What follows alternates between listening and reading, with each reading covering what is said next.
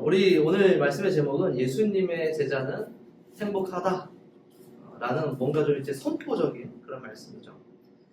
오늘 말씀 속에 이제 행복이라는 주제가 등장을 할 텐데, 여러분들은 언제 가장 행복한지를 한번 곰곰이 한번 생각해 보세요. 나는 언제 가장 행복한가? 나를 좀 쉬게 할 때, 또 내가 즐거운 일을 할 때, 뭐 이럴 때 우리는 행복이라는 감정을 느끼죠. 저도 이제 캠핑을 엄청 캠핑을 의리의리하게 하지 않지만, 예전에는 잠깐 이제 캠핑을 맛보는 걸 좋아한 적도 있어요. 근데 진짜 캠핑을 좋아하는 사람들은 영하의 온도에 밤새도록 텐트를 치고 힘겹게 불을 피고, 또 그 피운 불 앞에서 이제 주전자를 올려놓고 불을 끓여서 컵라면 하나 끓여 먹는 그거 한 모금 마시면서 행복하다.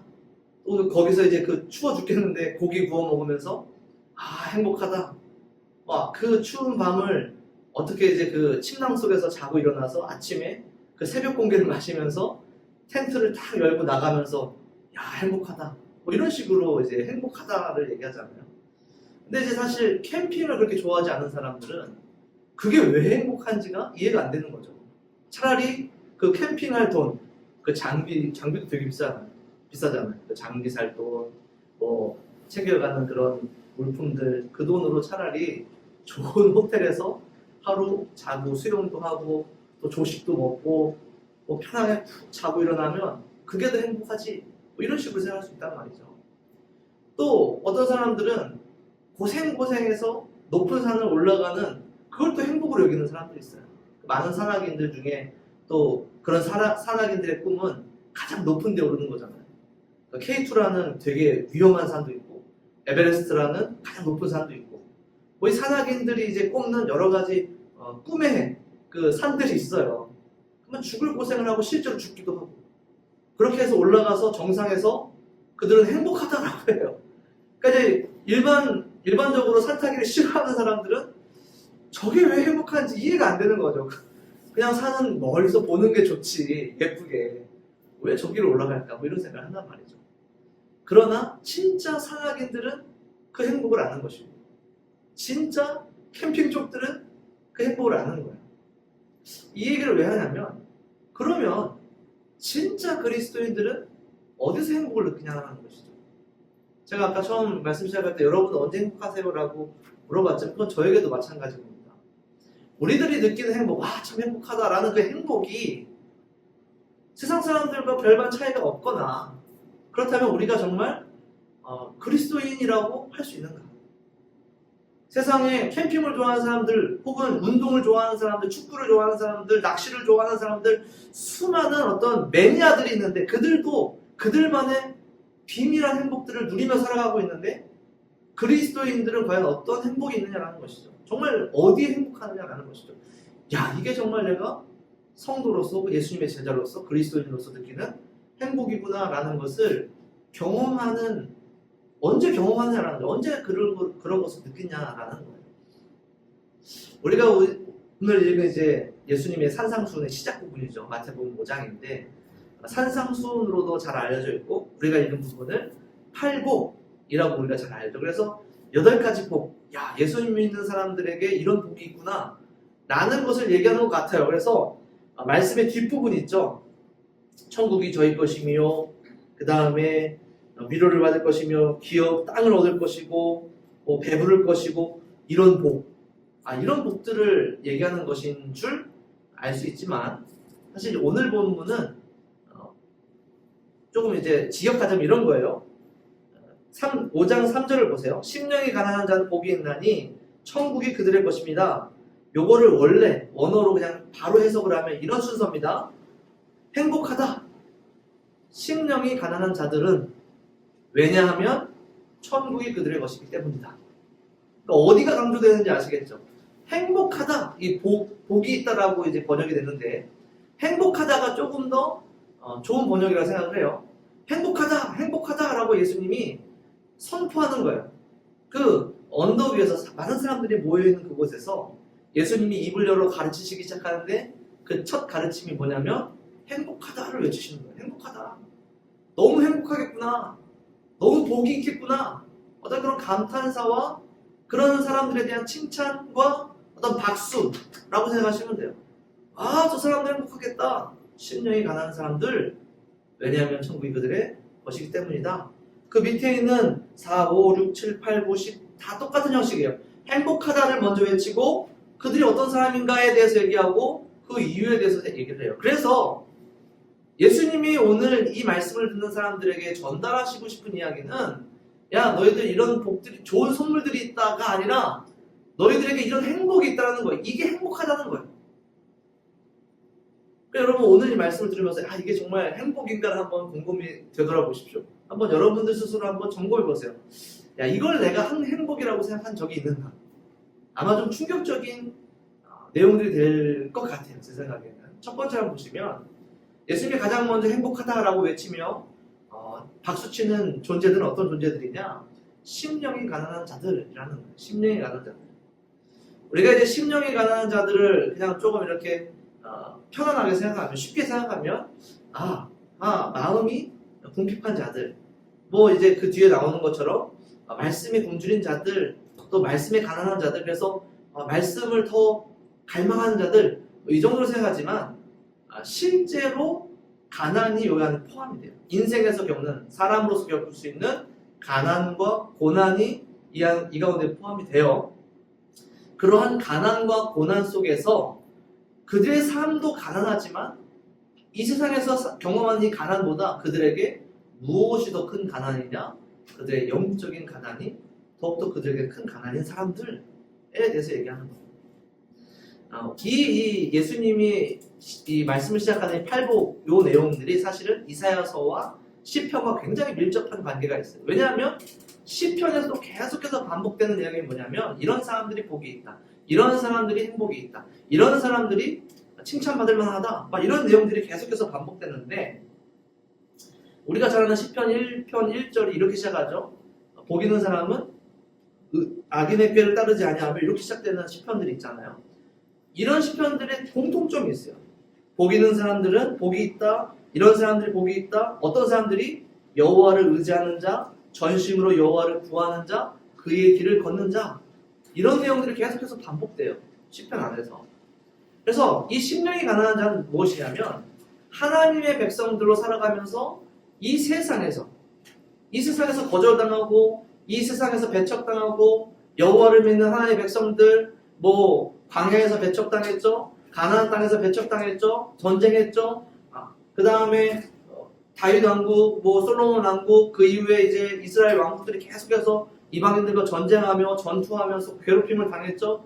결국에는 나라가 망해서 바벨론으로 끌려가기도 하고 또 이민족과 섞이기도 하고 오랫동안 점령당하기도 하고 뭐 예수님 오신 지금도 마찬가지잖아요. 로마에 이제 지배당하고 있잖아요. 그런 가난함, 그런 실질적인 가난함과 또 고난을 당하면서 그들이 어떤 마음을 품게 되었냐면 하나님이 필요하다라는 생각을 하는 거예요. 하나님이 필요하다. 야, 하나님만 계시면 다 해결될 텐데.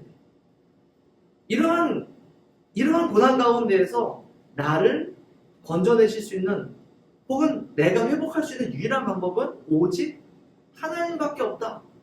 그래서 하나님을 찾기에 갈급하고 하나님을 간절히 구하는 사람들을 심령이 가난한 자들이다 라고 얘기하는 거예요. 이거 굉장히 이제 이사야서적인 또 이제 메시아를 간절히 기다리는 그런 시대적인 상황과 또 시편의 말씀과 굉장히 연결이 되는 그러한 예수님의 말씀이라는 것이죠. 심령이 가난한 자라고 얘기할 때 그 당시 이스라엘 사람들은 메시아를 기다리던 또 로마의 압제에서 하나님을 기다리던 이스라엘 백성들은 이 심령이 가난한 자라는 이 키워드가 뭔지를 알았던 거예요. 그러니 심령이 가난한 자들은 이렇게 기도한다는 것이죠. 하나님, 제가 이런 어려움이 있습니다. 이런 궁핍함이 있습니다. 내가 지금 이게 부족합니다. 하나님, 이걸 좀 주세요. 이게 좀 필요해요.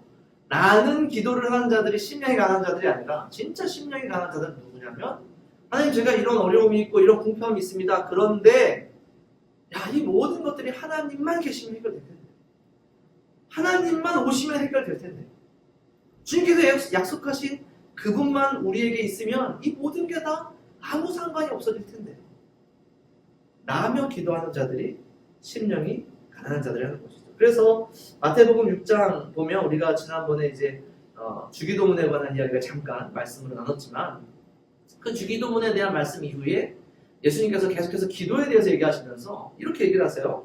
아마 여러분 잘 아시는 말씀일 거예요. 마태복음 6장 33절을 보면 그런즉 너희는 먼저 그의 나라와 그의 의를 구하라. 그리하면 이 모든 것을 너희에게 더하시리라. 그래서 그의 나라와 그의 영광을 먼저 구하라는 것이고 그렇게 구하는 자들이 바로 심령이 가난한 자들이라는 거죠. 그럼 과연 우리는 그런 심령이 가난한 자들인가를 한번 고민해 보세요. 이 심령이 가난한 것이 행복한가를 여러분 고민해 보십시오. 야, 내가 심령이 가난한 자들로서 어떤 일이 있든지, 어떤 상황이 있든지, 어떤 고난이 있든지 내가 눈앞에 있는 그것에 집중하지 않고 오히려 하나님을 더 찾고 있구나. 하나님을 더 구하고 있구나. 아, 이것이 내가 이미 하나님의 나라를 소유했다라는 증거구나. 아, 너무 감사하다. 여러분, 이게 우리의 찐 행복이 되신 적이 있으세요? 고난을 경험하며 어떤 결핍을 경험하며 그런 상황 속에서 내가 어떤 물질적인 것, 눈앞에 있는 이런 것들을 해결하기 위한 기도에 급급한 그런 모습이 아니라 내가 더 그 너머를 바라보고 하나님을 찾고 하나님만 있으면 됩니다라는 그런 고백을 하는 나를 보며 아, 내가 그래도 지금 이미 천국을 살아가고 있구나. 아, 나 정말 하나님의 백성이구나. 나는 행복을 누리신 적이 있느냐라는 예수님 지금 그걸 얘기하고 있어요. 심령이 가난한 자는 행복하다. 그들이 구하는 것, 그들의 마음, 그들의 간절함, 그들이 얼마나 하나님 앞에 순전한지 그들이 그러한 마음으로 살아가는 그들 얼마나 행복하겠느냐. 왜냐하면 그들은 실제로 가난하고 또 실제로 고통받고 있지만 그들은 사실은 지금 이미 천국을 살아가고 있다. 그러니 행복하지 않겠느냐 라고 예수님이 선포하고 있다는 것이죠. 두 번째로 뭐라고 예수님이 선포하십니까? 애통하는 자 행복하다. 애통하는 자들이 지금 울고 있는 자들이 행복하다. 왜냐하면 그들이 위로를 받을 것이기 때문에. 사실 이제 문자적으로만 보면 우리가 이해할 수가 없어요. 슬퍼서 울고 있는데 그것 자체가 행복이 될 수 있느냐? 그럴 수 없죠. 근데 여기도 마찬가지로 시편 기자와 또 이사야서의 어떤 배경, 메시아를 기다리는 하나님의 백성들에 대한 그러한 이제 배경 지식이 쌓여 있는 상태에서 이스라엘 백성들이 듣기 때문에 이해가 된 거예요. 어떤 것이냐면 이사야서 61장 1절부터 3절을 제가 읽어드릴게요. 주 여호와의 영이 내게 내리셨으니 이는 여호와께서 내게 기름을 부으사 가난한 자에게 아름다운 소식을 전하게 하려 하심이라.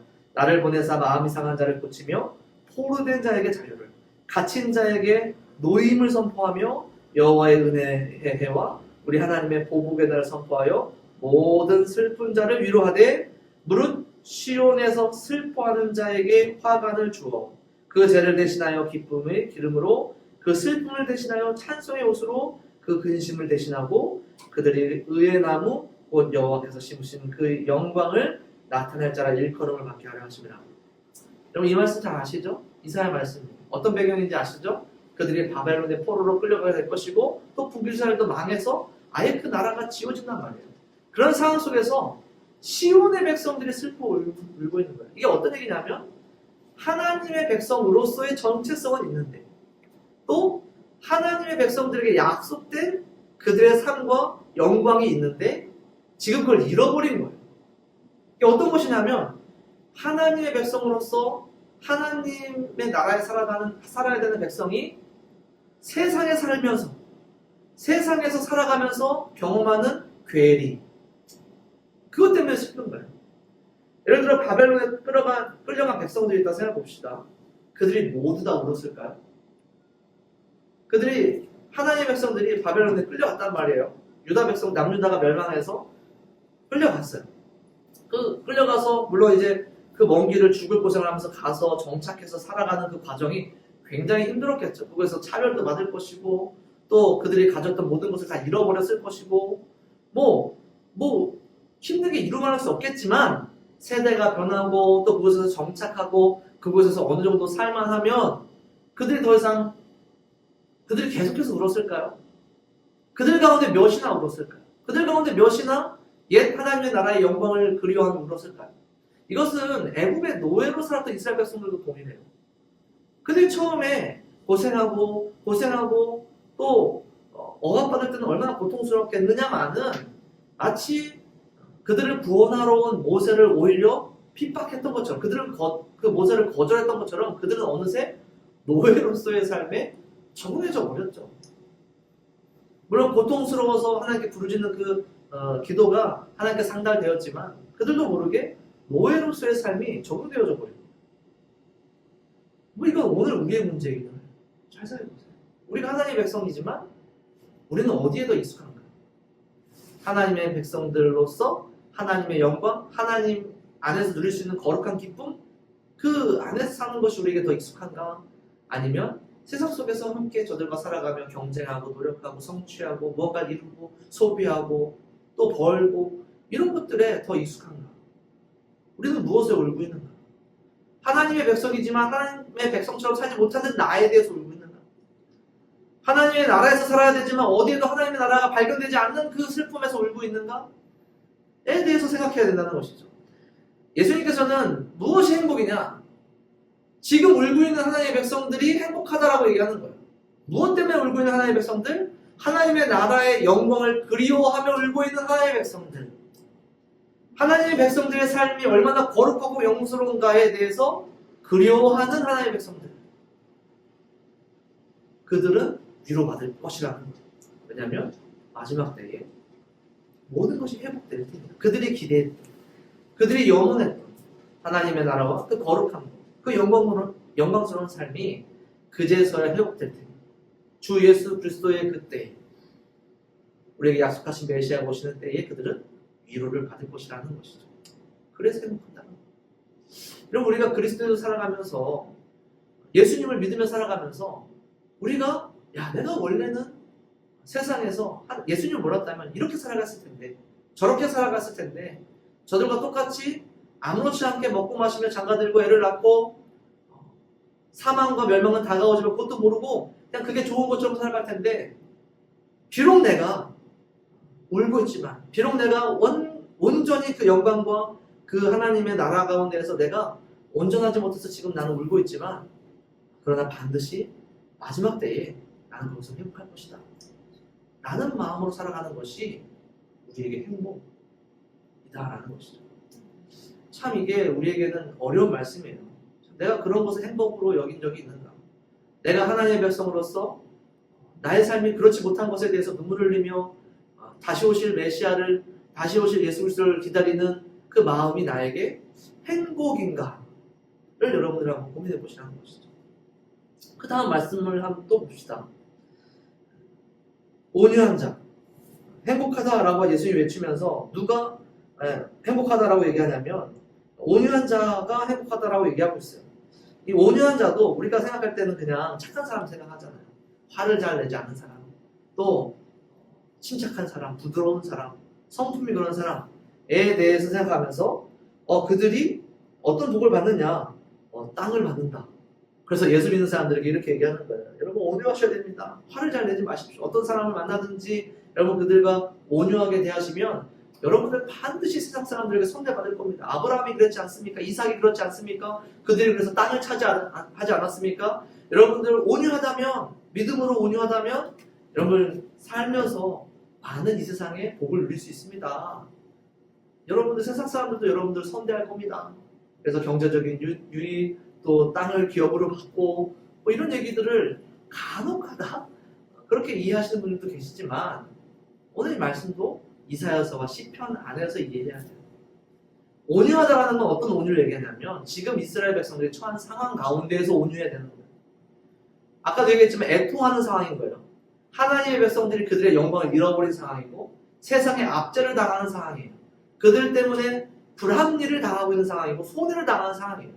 자신의 고향을 잃어버리고 타국으로 끌려온 상황이고 지금 이 시대의 이스라엘 백성들도 자신의 고향에서 살고는 있지만 그들의 제사와 그들의 법과 그들의 종교를 다 잃어버리고 로마에 복속된 상황이잖아요.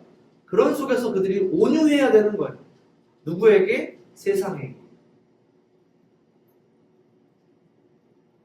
우리를 불합리하게 억압하고 폭력과 수많은 그들의 나쁜 악행으로 하나님의 백성들을 억압하고 괴롭히고 때로 생명을 잃게 하고 막 이런 일들이 일어나는데 예수님이 지금 뭐라고 그러시냐면 온유한 사람이 행복하다라고 해요. 하나님의 백성들에게 뭐라고 얘기하냐면 참으라는 거예요. 참으라. 그래도 참으라. 그래도 기다리라. 왜냐하면 반드시 하나님이 승리할 것이고 너희들의 힘으로 이길 수 없는 저 거대한 세상을, 너희들의 능력으로는 어찌할 수 없는 저 거대한 나라를 하나님이 굴복시키실 그 때가 온다라는 것이에요. 그러니 온유하라는 거예요. 이 온유라는 것은 부드러워라라는 얘기가 아니라 바보처럼 참으라는 얘기예요. 그러면 이 이야기가 누구의 삶에서 가장 잘 드러나냐면 다윗의 삶에서 가장 잘 드러나요. 다윗의 시편에서 가장 많이 등장해요. 이 온유함과 또 참음, 하나님을 믿고 의지하고 기다리는 다윗의 삶과 다윗의 시편에서 가장 많이 나타나는 것이죠. 시편 37편 7편, 시편 37편 7절에서 11절을 제가 읽어드릴게요. 여호와 앞에 잠잠하고 참고 기다리라. 자기 길이 형통하며 악한 꾀를 이루는 자 때문에 불평하지 말지어다. 분을 그치고 노를 버리며 불평하지 말라. 오직 오히려 악을 만들 뿐이다. 진실로 악을 행하는 자들은 끊어질 것이나 여호와를 소망하는 자들은 땅을 차지하리로다. 잠시 후에는 악인이 없어지리니 내가 그것을 자세히 살필지라도 없으리라. 그러나 온유한 자들은 땅을 차지하며 풍성한 화평으로 즐거워하리로다. 할렐루야. 여러분, 이 온유한 자들이라는 단어가 예수님께서 사용하신 이 말씀이 바로 여기서 오는 거예요. 다윗이 그랬잖아요. 그의 능력으로 충분히 사울을 죽일 수 있었어요. 그의 인기로 수많은 병사를 모집할 수 있었어요. 반란을 할 수 있었어요. 그러나 오히려 다윗은 도망다녔어요. 오히려 자기가 그렇게 반란을 일으킬까봐, 인기 때문에 사람들이 모일까봐 도망다녔어요. 심지어 사울이 자신을 찾으러 죽이러, 자신을 막 찾으러 이집듯이 이스라엘 백성들 또 유다 지파의 변방을 막 뒤지고 다닐 때에 그 엔게디 굴에서 다윗은 사울을 죽일 기회를 얻었고 그 이후에 한 번 또 얻었죠. 다윗은 2번이나 사울을 살려줬단 말이에요. 얼마나 바보 같습니까? 자신을 억압하고 부당하게 착취하고 또 억울하게 하고 누명을 씌우고, 그래서 자신의 생명을 찾고 있는 그 사람을 살려줘요. 그냥 계속 살려줘요. 계속 용서하고 오히려 자신이 도망다녀요. 누가 보면 진짜 다윗이 저 요즘 같은 시대면 뭐라 그랬을 것 같아요. 야, 모르겠는데 다윗이 정말 어디 구린 데가 있나? 저렇게 도망다니는 거 보면 야, 지금 다윗이 지금 어디 있대? 어디서 숨어 있대? 야, 사울이 계속 찾아다니고 있대. 야, 다윗이 왜 저러지? 충분히 능력이 있는데 왜 저럴까? 야, 몰라도 다윗도 어디 구린 데가 있나 봐. 아마 요즘 같은 시대에 그런 소문이 돌지도 모르겠어요. 다윗은 끝까지 참았던 거예요. 끝까지 기다렸던 거예요. 악인 때문에, 죄인 때문에 자신이 죄를 범하지 않도록, 이 죄라는 것은 도덕적인 죄를 얘기하는 것이 아니라 하나님이 원치 않는 일을 자신이 할까 두려워하는 거예요. 혹 이것을 하나님이 원치 않지 않으실까? 내가 내 스스로 저를 죽이고 왕이 되는 것, 하나님이 이거 원치 않는 일을 아니실까? 다윗은 그게 두려웠던 거예요. 그게 두려워서, 그게 걱정돼서 참고 온유했던 거예요. 그런 자들은 결국에 가나안 땅에 들어가는 거예요. 그런 자들은 결국에 하나님이 다윗의 왕자에 앉혀주시는 거예요. 그런 자들이 결국에 하나님 나라에 들어가는 거예요. 땅을 차지한다는 것은 하나님이 약속하신 땅을 차지하는 거예요. 하나님의 말씀에 예민하고 하나님의 말씀에 더욱더 불안하고 또 거기에 고민하고 하나님의 말씀, 하나님의 뜻, 하나님의 마음에 사로잡힌 사람들이 그것 때문에 오히려 세상에 온유하고 참고 기다리고 끝까지 기다리다가 결국엔 그런 자들이 하나님의 약속하신 땅에 들어간다는 것이죠. 이 땅에서 얻는 부동산을 얘기하는 게 절대 아니라는 거예요. 그런 종류의 복을 얘기하는 것이 아니고 그런 종류의 복을 강조하는 말씀도 아니에요. 그것 자체가 행복이라는 거예요. 하나님의 말씀을 더욱더 귀 기울이면서 이 세상에서 온유할 수 있는 자들, 이 세상에서 참을 수 있는 자들, 기다릴 수 있는 자들, 그들이 행복하다. 여러분, 그게 행복이 되십니까, 진짜? 여러분, 그리스도인으로 살다 보면 말도 안 되는 오해를 받을 때도 있고, 오히려 어떤 정말 기분 나쁜 말을 들을 때도 있고, 또 여러 가지 희생하며, 또 헌신하며, 또 양보하며 살았지만 오히려 더 악한 것으로 갚음받을 때도 있고, 세상이 하나님의 백성들, 하나님 나라를 그렇게 불합리하게 억압하는데 그걸 참고 또 참으며 기다리며 그것을 나 참 행복하다 라고 생각할 수 있냐고요. 오히려 내가 언제까지 참아야 되지? 내가 언제까지 기다려야 되지? 하나님 언제 저들을 다 뒤집어 엎어주시지? 언제 이 땅이 이런 생각이에요. 언제 이 땅이 멸망하지? 언제 하나님 심판하셔서 저들을 싹 다 쓸어버리지? 그런 생각만 마음속에 막 커진단 말이에요. 절대 우리의 행복이 되기 쉽지 않아요. 그러나 정말 하나님의 백성, 정말 예수님의 제자라면 행복하다라고 얘기할 수 있다는 것이죠. 그게 우리의 정말 행복으로 꾸며진 행복이 아니라 진짜 이게 행복이구나 라고 받아들여지시냐는 것이죠. 굉장히 어려운 일일 거예요. 의에 줄이고 목마른 자에 대해서 얘기하면 이거는 앞에 결이랑 비슷해요. 하나님의 요구대로 살기를 기꺼이 따르는 자들을 얘기해요. 의에 줄이고 목마른 자, 심령이 가난한 자랑 비슷한 얘기입니다. 그래서 이런 사람들은 아무리 먹어도 배고프다라는 거예요. 우리의 육체가 평안하고 좋은 것을 먹고 좋은 것을 입고 좋은 곳에 살아도 마음속에 해소되지 않은 갈증이 있어요. 해소되지 않은 배고픔이 있어요. 말씀에 대한 갈증, 말씀에 대한 배고픔입니다. 요한복음 4장 34절에 이렇게 예수님께서 얘기하시죠. 나의 양식은 나를 보내신 이의 뜻을 행하며 그의 일을 온전히 이루는 것이다. 하나님의 말씀에 따라 살 때 배부름을 느끼는 거예요. 나는 이렇게 살지 못하는, 내가 참 하나님의 말씀대로 살기가 너무 힘들어요. 그래서 정말 하나님의 백성들, 예수님의 제자들, 성령이 안에 있어서 영원히 살아있는 하나님의 백성들은 하나님의 말씀대로 살지 못하는 나의 모습을 바라보며 너무 갈증을 느끼는 거예요. 너무 주림을 느끼는 거예요. 그래서 이 사람들에게 어떤 열망이 있느냐? 의에 배부르고 싶다. 의에 시원하고 싶다. 마태복음 4장 4절에 예수님이 이렇게 얘기하십니다. 사람이 떡으로만 살 것이 아니요 하나님의 입으로부터 나오는 모든 말씀을 살 것이다 하였느니라. 여러분, 이게 하나님의 백성들의 행복이다 라고 예수님이 선포하시는 거예요. 정말 나의 마음이, 나의 영혼이 의에 줄이고 있다면, 의에 목마르고 있다면 그것이 행복이다. 참 행복하다. 왜 이 사람은 지금 어떻게든 하나님의 뜻에 따르려고, 하나님의 얼굴 바라보려고 자신의 삶을 진지하게 들여다보고 솔직하게 자신을 평가하고 내가 어떤 존재인지에 대해서 하나님 앞에 있는 그대로 말하고 있다는 거예요. 하나님, 저 정말 목마릅니다. 저는 어떻게 이렇습니까? 저는 어떻게 이렇게 살 수밖에 없죠? 하나님의 말씀이 명명백백히 내 눈앞에 있지만 그 말씀대로 살 수 없는 내가 너무나도 참 안타깝습니다. 그런 마음인 거예요. 그게 의에 줄이고 목마른 자들이고, 그것이 고통스럽고 그것이 슬프지만 또한 그것이 행복하다라는 거예요.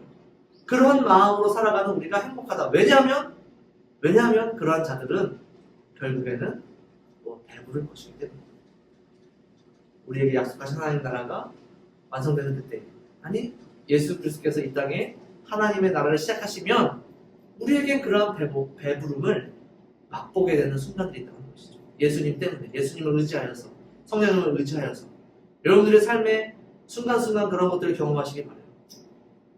의에 줄이고 목말라 보시길 바라요. 내가 이렇게 의에 줄인 존재구나, 목마를 수밖에 없구나. 그러나 나의 육체의 소욕이 아니라, 나의 본성이 아니라 내 안에 계신 성령께서 예수님 덕분에, 말씀 덕분에 종종 내가 말씀에 순종할 수 있구나. 그때 살짝 배부름을 느끼는 거예요. 그때 살짝 갈증의 해소가 되는 거예요. 그게 행복인 거예요. 그런 사람들은 마지막 때에 완전히 배부르고 배가 터진다는 거예요. 그제서는 말씀에 순종할 수 있고, 온전히 말씀에 순종할 수 있고, 우리의 행하는 모든 것이, 내 마음에 품는 모든 것이 온전히 하나님의 뜻에 하나가 되어 항상 목이 마르지, 항상 목이 시원하고 항상 배가 부른 그런 행복을 우리는 약속받았다라는 것이죠. 또한 우리 그 다음에 무슨 말씀하신가? 누가 행복하다고 얘기합니까? 긍휼히 여기는 자가 행복하다라고 얘기합니다.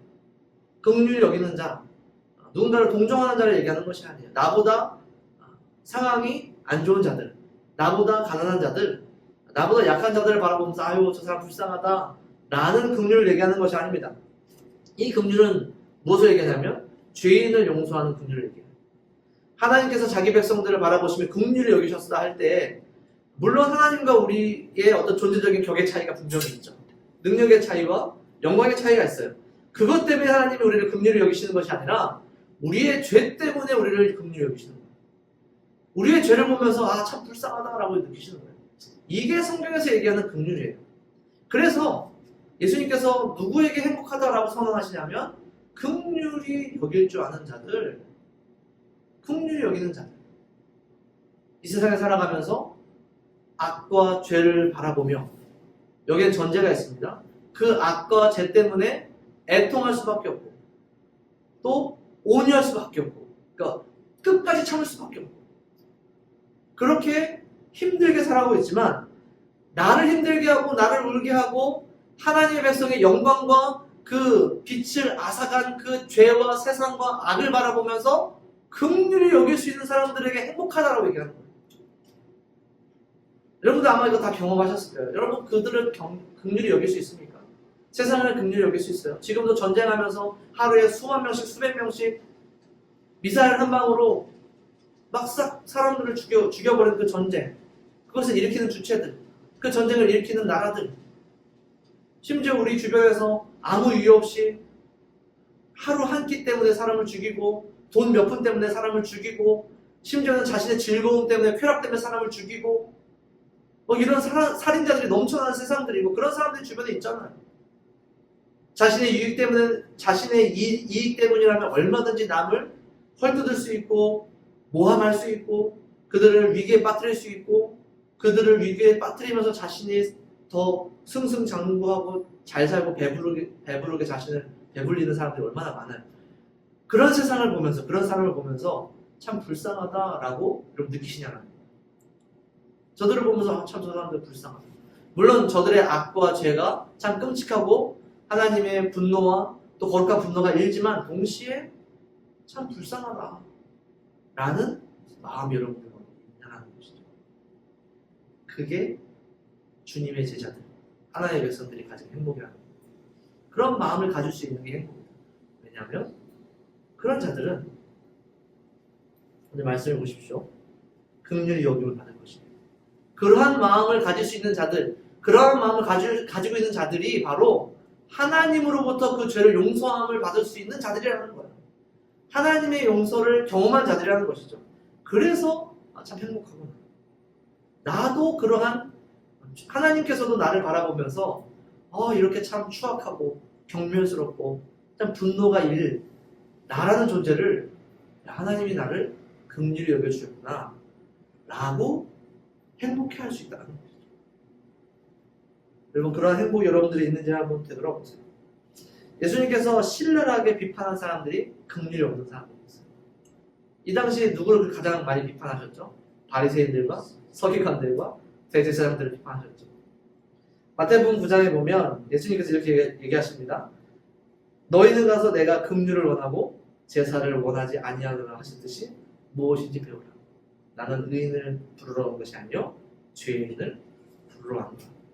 이게 세리 마태를 예수님께서 부르실 때 하신 말씀이에요. 마태복음에 이 장면이 등장합니다. 마태가 지금 쓰고 있는 거예요. 마태는 그 행복이 뭔지 알고 있는 사람이었어요. 긍휼히 여김을 받은 행복이 어떤 것인지를 마태는 알고 있었어요. 예수님이 자기를 그렇게 긍휼히 여겨주셔서 제자 삼아주시고 불러주시고 자신을 구원해 주셨습니다. 그래서 마태뿐이 아니죠. 이런 긍휼을 받은 사람들은 세상을 바라볼 때, 죄인들을 바라볼 때, 일어나는 악을 바라볼 때 그것에 치를 떨고 분노하고 또 상한 마음이 들겠지만 동시에 불쌍히 여기는 긍휼의 마음이 동시에 마음에 있다는 거예요. 마태는 그걸 알고 있었고 경험했어요. 그러나 바리새인들과 서기관들은 알지 못했죠. 오늘 우리가 어떤 사람들과 무엇의 행복을 느끼는가? 그러한 악과 죄를 보며 심판하고 또 그들을 멸망시키는 것에 쾌락을 느끼는 사람들인가? 아니면 그들을 보며 불쌍히 여기며 어떻게든 그들을 구원하기를 원하는 마음으로 하나님이 주시는 행복을 느끼는 사람들인가를 되돌아보시라는 말이죠. 여러분 또 그 다음을 보시죠. 마음이 청결한 자가 행복하다라고 얘기했습니다. 그런 행복한 자들이 받는 복이 하나님을 본다라고 얘기하죠. 그럼 마음이 청결한 자라는 것은 마음이 깨끗하고 순수하고 티 없고 뭐 어린아이 같은 뭐 이런 얘기를 하는 게 아니에요. 그래서 그들에게 신비로운 은사를 준다는 게 아닙니다. 실제로 이 말씀을 마음이 청결하고 순수하고 몸과 마음이 깨끗한 사람들, 순결한 사람들, 그들에게 어떤 신비한 은사를 주시느냐? 하나님을 본다, 환상을 본다, 신비를 본다, 이런 식으로 이해할 수 있단 말이에요. 절대 그런 말이 아니라 하나님을 본다는 것은 마지막 때에 천국에서 하나님의 나라에서 하나님을 볼 수밖에 없는 거예요. 마음이 청결한 자. 이 마음이 청결한 자, 어떤 사람들 얘기하냐면 하나님을 따르고 쫓고 심령이 가난한 자와 의와 줄인 자와 의에 줄인 자와 비슷한 얘기입니다. 어떤 상황 속에서도 가난과 궁핍과 결핍 속에서도 하나님을 찾고자 하는 마음, 하나님의 말씀을 따르고자 하는 마음, 그 마음이 정직한 자들을 얘기하는 거예요. 그럼 그 마음이 안 정직한 자들도 있냐? 하나님의 말씀을 따르는데 그 마음이 청결하지 않은 자들이 있느냐? 바리새인과 서기관들이 그랬답니다. 그들이 하나님을 따르고 하나님을 찾는 데에는 다른 의도가 있었어요. 사람들에게 칭찬받는 것, 사람들 사이에서 높아지는 것, 이 세상 살면서 종교인으로 칭송받는 것. 이 당시에는 그것이 곧 경제적인 이익과 연결이 됐어요. 그러니까 그들이 하나님의 말씀을 따르는 것은 마음이 깨끗한 마음이 아니라, 청결한 마음으로 하는 것이 아니라 물질을 사랑하고 명예를 사랑하고 성공을 사랑하는 더러운 마음으로 한 거예요. 물론 여러분들에게도 이 말씀을 묵상해야겠지만 저에게 더욱더 특별히 말씀이 묵상이 있어야겠죠. 제가 헌신하고 사역하고 또 목사로서 나의 인생을 주님께 드리는 이것이 정말 청결한 마음, 깨끗한 마음인가? 아니면 결국에 이것도 목회자로서 먹고 살고 유명해지고 또 명예로워지고 높아지고 성도들에게 칭찬받고 이런 것들을 원해서인가를 저도 계속해서 되돌아봐야죠. 여러분들도 마찬가지예요. 삶의 현장에서 내가 그리스도인으로 살아가는 것이 나를 조금 더 고상하게 하고 나를 조금 더 깨끗하게 하고 이런 것들과는 전혀 상관이 없어야 된다는 것이죠. 오히려 외식하는 자들과 반대되듯이 마태복음 23장에 똑같이 예수님이 얘기합니다. 화 있을진저 외식하는 서기관들과 바리새인들이여, 이와 같이 너희도 겉으로는 사람에게 옳게 보이되 안으로는 외식과 불법이 가득하다. 하나님을 본다는 것은 이 세상의 눈, 이 사람의 눈으로가 아니라 결국에 성도가 마침내 다다르게 되는 하나님의 나라에서 보게 될 것을 기대하는 마음으로 이 세상에서 어떤 상황 속에서도 어떠한 고난과 결핍 속에서도 하나님을 찾는 나의 마음이 정말 깨끗하고 순전한가, 그리고 그렇게 순전하고 깨끗한 마음으로 행복할 수 있는가를 여러분 고민해 보라는 거예요. 하나님, 물론 하나님을 찾는 것도 중요하지만 이 세상에서 잘 되는 것도 행복한 것 아닙니까? 개똥밭에 굴러도 이승이 좋은 것 아닙니까? 그러한 마음은 순결한 마음이 아니라는 거예요. 깨끗한 마음이 아니라는 거예요. 그런 것과 전혀 상관없이, 그런 것과 전혀 상관없이, 이 생의 영광과 전혀 상관없이 오직 마지막 때에 볼 하나님의 얼굴을 기대하며 내가 지금 청결한 마음으로 하나님을 찾고 있는가를 여러분들의 행복으로 여기시는 하나님의 백성들에게 간절히 소원합니다. 화평케, 거의 다 와가고 있어요. 화평케 하는 자, 우리 7번째 복이죠. 행복. 누가 행복하냐? 화평하게 하는 자가 행복한 거예요. 여러분 여기에도 전제가 똑같아요. 억압받고 또 잃어버리고 그들의 영광이 다 소진된 상태에서 세상과 화평할 수 있느냐는 거예요. 이건 단순히 평화를 좋아하는 평화주의자를 얘기하는 게 아닙니다. 그러한 세상 속에서 하나님의 백성들이 세상을 향하여 손을 내밀고 그들과 화해를 할 수 있고 또 그들을 하나님과 화해시킬 수 있고 또 그것을 간절히 원하는 삶, 그것으로 열심인 삶을 얘기하는 거예요. 화평케 하는 자. 여러분들의 삶이 그런 삶이 한번 되돌아보세요. 여러분들의 세상을 대할 때 또 혹은 죄인들을 대할 때, 악인들을 대할 때 정말 말도 안 되는 세상의 악을 경험할 때 나는 과연 화평케 하는 자인가? 세상과 화해케 하는 자인가? 아니면 화를 돋구는 자인가? 그리고 주변의 사람들과 관계하고 여러분들의 좋은 사람들, 사랑하는 사람들이 있을 거 아니에요. 그 사람들이 다치고 또 어떤 나쁜 일을 당하고 또한 어떤 어려움에 처하면 같이 분노가 일어나고 화가 나죠. 그래서 때로는 같이 싸워주고 또 그들을 도와주는 그런 일들이 있을 거 아니에요. 여러분 잘 고민해 보세요. 내가 어떻게 말해야 되는가? 내가 어떻게 행동해야 되는가? 나는 화평케 하는 자인가를 여러분 고민해 보세요. 그러한 사람들이 하나님의 아들들이다라고 일컬어 만난 거예요. 이것도 마지막 종말론적인 얘기예요. 그런 자들이 결국에 하나님 나라의 백성이 되고 그곳에서 하나님의 자녀들로 살아간다는 것이죠. 그런 사람들은 지금 나의 손에 나의 분노 그런 것이 아니라 하나님께서 무엇을 원하실까? 하나님께서 이 땅에 원하시는 것이 무엇일까? 하나님께서 저 죄인들을 바라보시면 원하는 것이 무엇일까를 고민한다는 거예요. 그래서 어떻게든 화평케 하려고 사람과 화평케 하고 하나님과 화평케 하려는 그런 삶을 살게 된다는 것이죠. 여러분 이렇게 산다면 여러분 삶이 편하겠습니까? 지금까지 여러분 다 얘기했죠. 심령이 가난한 자, 의에 줄이고 목마른 자, 애통하는 자, 또한 뭡니까? 순서대로 제가 순서를 뛰어넘었네요. 온유한 자, 또 긍휼히 여기는 자, 마음이 청결한 자, 또 화평케 하는 자. 남일에 5만 가지 참견하면서 그 사람들 달래고 오르달래고 또 어떻게든 더 착하게 살게 하려고 또 하나님께 나가게 하려고 막 오지랖이 넓은 자. 삶이 평안하겠어요? 삶이 편하겠습니까? 여러분 사도들의 삶을 보십시오. 그들의 삶이 편했어요. 그런 사람들은 오늘 마지막 말씀이에요. 마지막 10절에 한번 보십시오.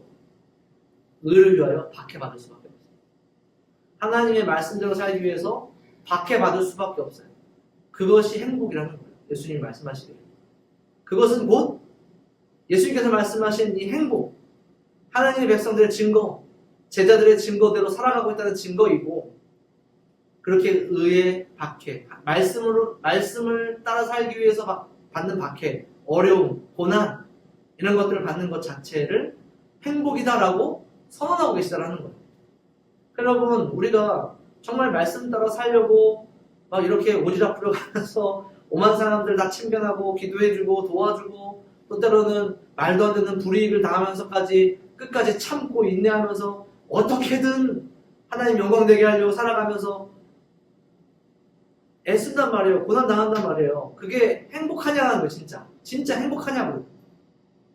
사실 우리도 카페 하면서 오는 손님들 아니면 이제 결혼을 맡고 있는 단체들 우리가 교회이기 때문에 그런 교회라고 밝혔기 때문에 참고 인내하는 게 얼마나 많은지 몰라요. 근데 그럴 때마다 마음속에 막 화딱지가 얼마나 나냐면 얼마나 이제 속이 뒤집히냐면 이게 참을 수가 없을 정도가 된단 말이에요. 근데 그게 행복이라는 거예요. 왜냐하면 그게 네가 하나님의 백성이라는 증거니까 그것 자체로 행복할 수 있다라고 예수님이 말씀하시는데 도저히 행복하지 못하다는 거예요. 행복할 수 없다라는 참 그러한 것들을 경험한다는 것이죠. 여러분들은 어떠세요? 그게 정말 행복하세요? 예수님이 8번이나 행복하다라고 지금 외치면서 선언하고 있는데 여러분 그 말씀에 고개가 끄덕여지시냐라는 거예요. 당황스럽죠? 당황스러워요.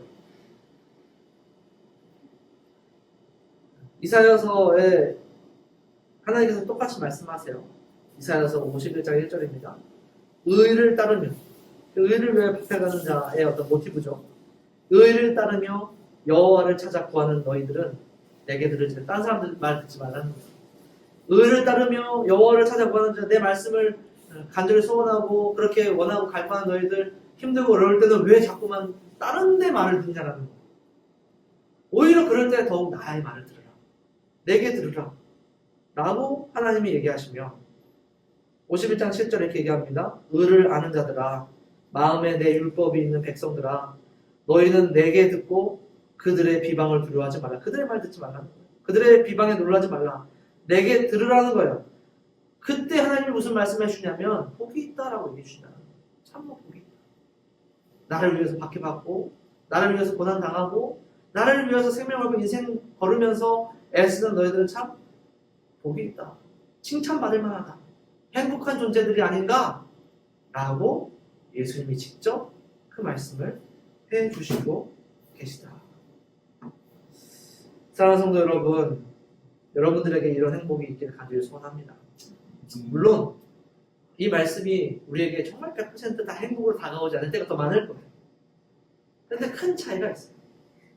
오늘 말씀을 보시면 마태복음 5장 1절에 예수님이 무리를 보시고 산에 올라가 앉으시니 제자들이 나아온지라. 잘 보세요. 무리를 보시고 산에 올라가 앉으시니 제자들이 나아온지라. 그건 누구 보고 얘기하시는 말씀 같으세요? 무리를 보고 하시는 말씀 같으세요? 제자를 보고 하시는 말씀 같으세요? 물론 예수님은 모두를 보고 하시는 말씀이에요. 이 말씀의 내용과 가르침은 누구를 향하고 있느냐? 제자들을 향하고. 즉 제자들은 이 말씀을 어떻게 받느냐면 가르침으로 받는다라는 거예요. 이 말은 뭐냐면 지금 나의 삶이 100% 그렇지 않을지라도 그 말씀이 나에게 길이 되고 또 지침이 되고 가르침이 되어서 아 그렇구나 라고 인정하게 되어지고 아 그렇게 살아야겠구나 라고 간절히 원하게 되어지며 또 의지로 나아가게 되어지는 어떤 그런 시발점이 된다는 것이죠. 그러나 마태복음 7장 28절은 이 산상수훈이 끝난 구절입니다. 이 산상수훈이 끝나고 이 말씀을 듣고 있던 무리들은 어떻게 얘기하느냐. 참 말씀이 재밌죠. 이 산상수훈의 처음 시작은 제자들로 시작해서 마지막 끝은 무리들의 반응으로 끝나고 있어요. 마태복음 7장 28절에 어떤 말씀이 있냐면 예수께서 이 말씀을 마치심에 무리들이 그의 가르침에 논란이 이 논란이라는 단어가 어떤 단어냐면 충격을 얘기해요. 강타, 강하게 때리다. 물리적인 폭행을 얘기를 합니다. 이 표현, 단어 자체가. 그러니까 이 표현이 뭐냐면 예수님의 말씀을 듣고 무리들은 뒤통수를 한 대 맞은 것처럼 깜짝 놀란 거예요. 충격을 받은 거예요. 야, 저게 행복이야? 야, 저게 정말 저 사람을 따라서 저 사람의 저 사람이 얘기하는 말씀을 따라하게 되면 살아가게 된 삶의 모습이야? 어휴, 야, 이거 충격적인데? 이런 느낌인 거예요. 그러면 좌우당강 선택해야겠죠. 그러한 충격 속에서 그 행복을 선택할 것이냐? 아니면 그 행복에서 떠날 것이냐? 수많은 사람들, 수많은 우리들이 예수님의 이 말씀 앞에서 떠났죠. 충격받고 떠났어요. 그러나 참 감사한 것은 그 충격 속에서 예수님을 바라본 사람들도 있다고 하는 것이죠.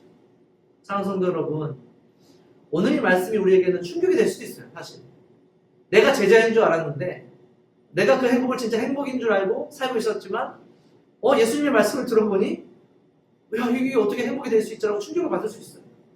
그러나 그게 끝이 아니에요. 예수님은 이 순간 제자들과 무리들에게 모두 다 말씀하신 거예요. 제자들에게 이미 예수님의 제자된 자들에게는 그렇게 살지 못하고 있을지라도 그것을 가르침으로 받고 아 그렇구나 라고 받아들일 수 있도록 말씀해 주신 것입니다. 아직 자신이 제자인 줄 알았지만 듣고 보니 아닌 사람들, 깜짝 놀란 사람들에게는 다시 예수의 제자가 되기를 강력하게 촉구하는 말씀이 될 수도 있습니다. 혹은 아예 무리로, 누군가는 재미로, 누군가는 흥미로, 관심으로 무리 가운데 껴서 들은 누군가에게는 정말 하나님 나라의 행복이 이것이니 깨닫고 돌아오라고 하시는 말씀일 수도 있겠죠. 오늘 여러분들에게 이 말씀은 어떤 말씀입니까? 제자로서 받아들여지세요? 아니면 제자인 줄 알았지만 깜짝 놀라고 계세요? 여러분들 어찌 되었든 이 말씀을 통하여서 우리에게 이것이 정말 행복인가를 다시 한번 점검하시고 또 더 나아가서는 야 이런 게 나의 행복이 되어야겠구나 라고 결단하시고 또 더 나아가서는 실제로 우리의 삶에서 이것을 우리의 행복으로 여기게 되는 그런 삶이 여러분들의 삶이 되시기를 간절히 축원합니다.